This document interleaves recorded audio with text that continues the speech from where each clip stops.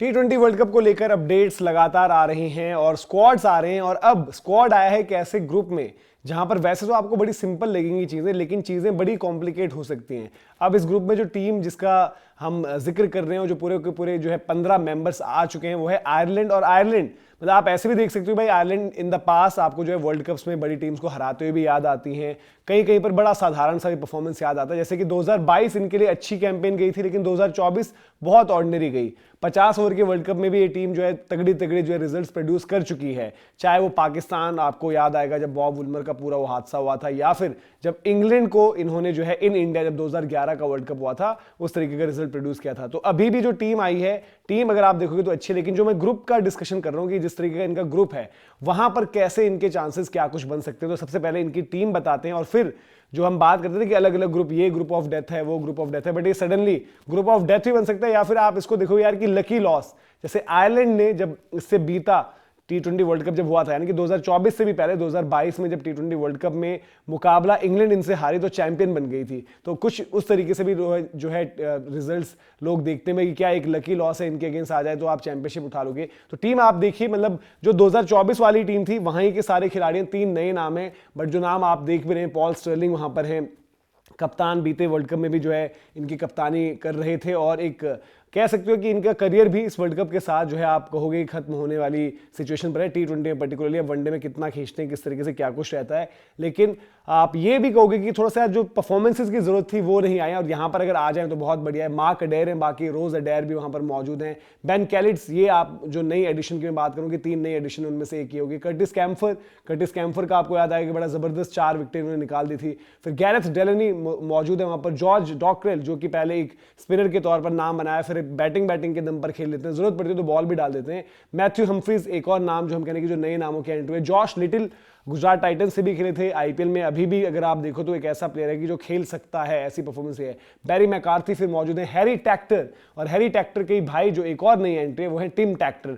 तो हैरी और टिम दोनों एक साथ खेल होंगे, बड़ी ओकेजन भाई, वर्ल्ड कप टाइप की सिचुएशन वहां पर मौजूद होंगे।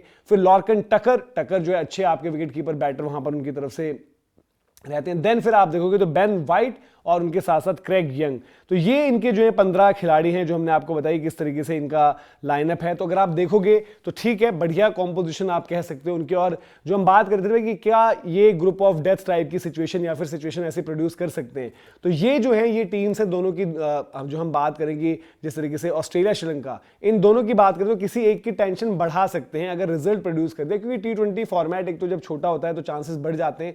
एक बार ग्रुप पर अगर नजर डालें कि ग्रुप किस तरीके से है, तो ग्रुप्स अगर आप देखोगे तो मतलब ठीक है, इंडिया वाला ग्रुप आप वैसे सिंपल बता दो क्योंकि इंडिया वहां पर मौजूद है, बट पाकिस्तान को भी अगर आप देखोगे तो पाकिस्तान के लिए चैलेंज हो सकती है। कौन कौन सी टीमें? नेदरलैंड्स और यूएसए, जिनको रियलिस्टिक आप बात कर सकते हो। नमीबिया की टीम थोड़ा सा इनकंसिस्टेंट हुई है, बट हाँ वो भी T20 छोटे फॉर्मेट में कर सकते हैं, बट इंडिया के लिहाज से आप सेफ सिक्योर मानते हो। फिर ग्रुप बी के लिहाज से जहां पर मैं बात करूं, जहां पर है ऑस्ट्रेलिया ठीक है, इस ग्रुप में अगर आप बात करोगे तो आप ये सीधे साफ तौर पर कहोगे कि यार ऑस्ट्रेलिया श्रीलंका जो टीम्स ऑलरेडी सीडेड हैं, बट श्रीलंका का अभी आपने प्रदर्शन देखा किस तरीके से उनकी परफॉर्मेंस रही थी। जो पाकिस्तान के खिलाफ उन्होंने पहला T20 खेला, दूसरा जो है बारिश के चलते भी हो नहीं पाया। फिर साथ ही साथ आप देखो यार कि एशिया कप भी श्रीलंका के लिए कितना डिसअपॉइंटिंग गया, या बीता T20 वर्ल्ड कप कितना डिसअपॉइंटिंग गया, तो वहां पर एक स्कोप बन जाता है। आयरलैंड की टीम, ऐसा नहीं कि आप स्ट्रेट अवे क्लियर कट नहीं बोल सकते यार कि आयरलैंड ही जाएगी श्रीलंका को लपेट देगी, बट चांस है। और इवन आयरलैंड जो है ऑस्ट्रेलिया को भी ठीक ठाक चैलेंज, जैसे मैंने बताया कि भाई कि जब इंग्लैंड T20 वर्ल्ड कप जीती थी तो इन ऑस्ट्रेलिया आयरलैंड ने जो है हरा दिया था। हाँ, कंडीशंस इनके लिए चैलेंज होंगी क्योंकि यहां पर स्पिन को टैकल करना और स्पिन के गेंदबाज इनके पास ऑप्शन जरूर है, बट उस तरीके से परफॉर्मेंस देना, बट अगर वो कर दें तो यहां पर काम कर सकते हैं।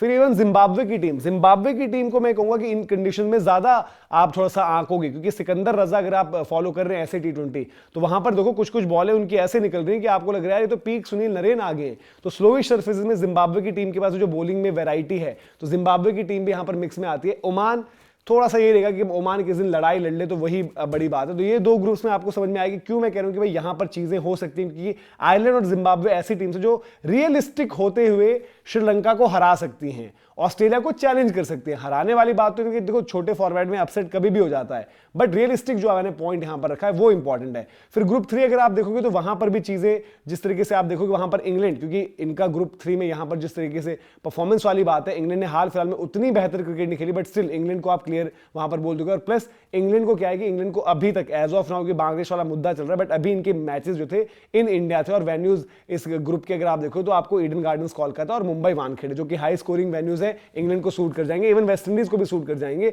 तो बांग्लादेश, नेपाल, इटली ये बॉलिंग से अगर अच्छे एफर्ट्स डाल भी दे, कितनी कोशिश करोगे इस टाइप के वेन्यूज में रोकने के लिए? तो अगर पिच से असिस्टेंस नहीं रहेगी, इटली को अगर आप ना लो, बट बांग्लादेश और नेपाल वो टीम है जहां पर थोड़े से स्लोइश सर्फेसेस रास आते हैं, जैसे उनकी बैटिंग है, बॉलिंग है, बट वानखेड़े में तो कोई चांस ही नहीं है। ईडन गार्डन्स में हमने देखा कि इवन वो कोलकाता नाइट राइडर्स में जब रिक्वेस्ट आती है तब तो विकेट वैसा बनाते नहीं है, तो वर्ल्ड कप में तो आपको पटाखा विकेट ही वहां पर मिलने वाली है। फिर जो आखिरी ग्रुप है वहां पर हाँ चीजें थोड़ी सी हो सकती है। South Africa, New Zealand, Afghanistan, UAE, Canada, वहां पर अफगानिस्तान, जैसे अफगानिस्तान ने पिछली बारी जो है वर्ल्ड कप में जिस तरीके का चैलेंज थ्रो किया था, इस बार कमजोर पड़े हैं पहले के मुकाबले, बट स्टिल चांस है।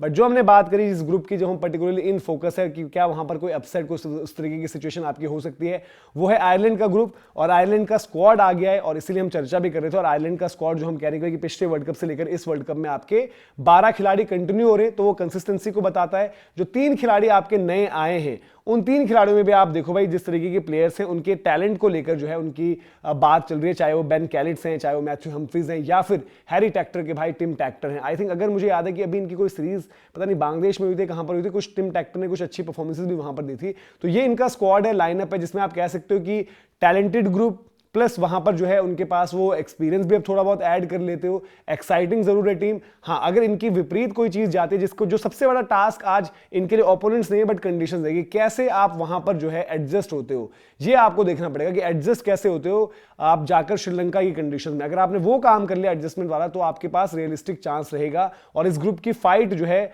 वो तगड़ी होगी, क्योंकि आयरलैंड, जिम्बाब्वे दोनों ऐसी टीम्स जो कुछ चीजें कर सकती हैं वहां पर, चैलेंज करने वाली बात। और प्लस ऑस्ट्रेलिया, श्रीलंका में से श्रीलंका एक ऐसी टीम रहेगी जरूर जो आपके रडार में रहेगी।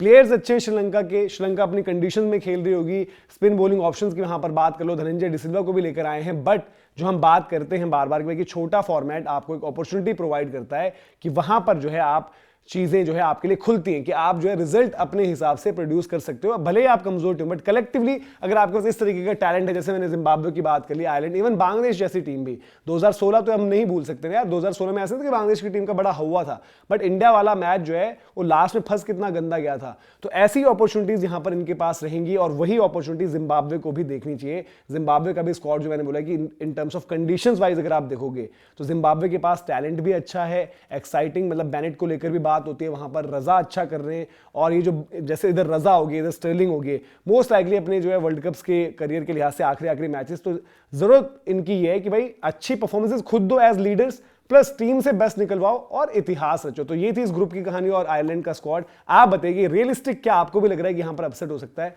कमेंट सेक्शन में जरूर बताएं। अभी के लिए इजाजत। जय हिंद, जय भारत।